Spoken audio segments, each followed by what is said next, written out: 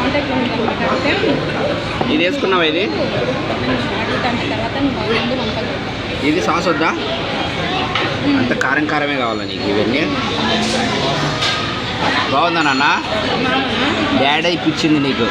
డాడీకి థ్యాంక్స్ చెప్పలేదే.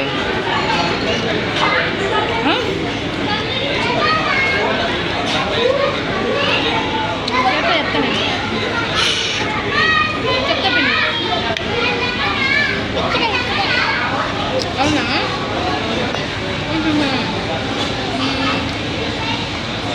సరిపోయిట్లే.